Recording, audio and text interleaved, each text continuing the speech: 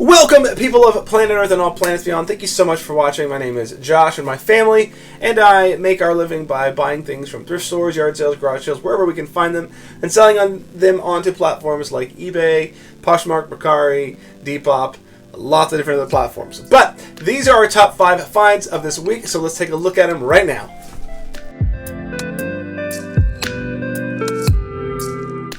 So this week we got into a few things, not a ton of places. I did hit up St. Louis and did a little trip while I took my sister to the airport there. We didn't pick up a whole lot. I was really sort of disappointed that I did like a bunch, like 8 thrift stores in St. Louis, and literally bought 0 things because the prices were too high. There just wasn't a lot of stuff to really dig down and make some profit on. But we did find some stuff around there and on the way back, so we'll talk about some of that.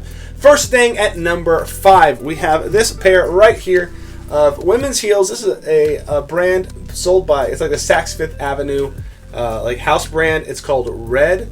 These originally sold for $200. These are new with their tags. They've never been worn. They are in great condition. I don't know that I'll get $200 for them. I could see us getting like $50 to $75, but we paid $3 for them, so that's a pretty good price and a decent brand that you can resell. It's a high quality, a pretty high quality shoe, though it doesn't necessarily have the the name recognition of a Gucci or Ferragamo or something, but definitely still a good quality shoe that shouldn't make us a bit of money. At number 4, we have this guy right here. I don't normally buy these things, but I found this for $3 at a local, like a country thrift store, and it's for the Xbox 360. These things do still sell just fine.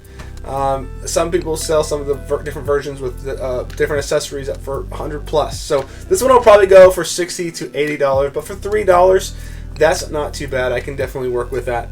So pretty cool pickup right here. Definitely going to make a little bit of money, though I don't normally pick up stuff like this because I'm not a big fan of selling electronics, but when I see a deal, I've got to try. You know what I mean? Next up is one of my favorites, and this is the number 3 spot. It's this Twister movie promo tee from the 1996-95.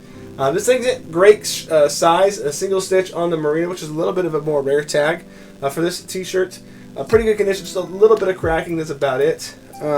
And some like paint, almost looks like the paint will come off right here on the front. But it's a size XL, which is a great size. A couple small pinholes, which is pretty typical for t-shirts this old. But super dope tee. Picked it up for like, I think $4 or $5. It was like the only thing I found on that thrift trip up all the way to St. Louis. Just nothing, just so empty. But this t-shirt was not found in St. Louis. It was found southwest of St. Louis. But definitely got a good pickup here. Great t-shirt, the best t-shirt we got this week. Now at number 2, we have a yard sale find. Picked these up for $1. These are 1930s collegiate programs from, let's see, here we have November 5th, 1938, Wisconsin versus Northwestern. We have, I believe this is 1935, 1935, Presbyterian versus Georgia Tech. Let's see what else we have here. We have the University of Missouri versus Michigan State, November 5th, 1938. And we have Ohio State versus Northwestern, October 15th, 1938, Dad's Day. These are kind of all over the place in terms of price. Some of them go for a lot of money, some of them go for less money. These are all big deal teams. Michigan State, Ohio State, Wisconsin, Northwestern. Those are all big time states. Georgia Tech, big time teams in universities. So these are a pretty good condition considering their age. I'm not quite certain what I'm going to do with them yet. They were really cool. Got them for $1 a piece. They're just full of cigarette ads, hilariously enough. But I have a friend who knows a lot about this stuff and does a lot of sells a lot of stuff from like sporting events and stuff like that. So we're going to talk to him. We're going to work it out, see what he can do, and see what we can find out about these guys, and see if it's what they're really worth. Maybe I'll inform you guys a little bit more about that when I get some more information. But they are in great condition. Unfortunately, no tickets that were found like hidden inside. That would have definitely been a pretty incredible thing. I don't think there was any like super important players that were playing. There was one guy. I can't remember what. I looked it up. I can't remember what school he was in, but he actually is the founder of the restaurant Shoney's. Was on the team and played one of those games. So we'll find out. We'll get more information, and we'll talk to you about it later because I do want to do a little bit of an update because there's an interesting market sort of developing around sporting events and things that are tied to specific sporting events like tickets, programs, and stuff. Whenever like certain milestones or records are broken, people are trying to collect the memorabilia or the items from those games. So there's a lot of money in that too. So I don't know much about these particular games yet, but we'll find out and we'll see where it takes us. Now, before we get to number one, I want to remind you that we have a live stream Mondays at 7 p.m.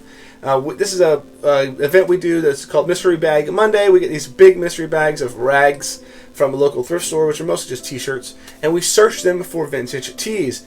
We open them live, we answer questions, we hang out, we even play a game where you could potentially even win one of those vintage tees if they happen to be in the bag, and we'll just have a good time. So come on out, join us live streaming at 7 p.m. on Mondays. Now, number one is not necessarily a thrift store find. My brother owns and manages a bunch of luxury vacation rentals, and he and I have sort of an agreement that things that are found and they're lost and found that don't get claimed after a certain amount of time, they come to me and I sell them. Well, one of those things came through, and it is this Versace bracelet, men's bracelet, it appears to me. I'm not entirely certain that it's real.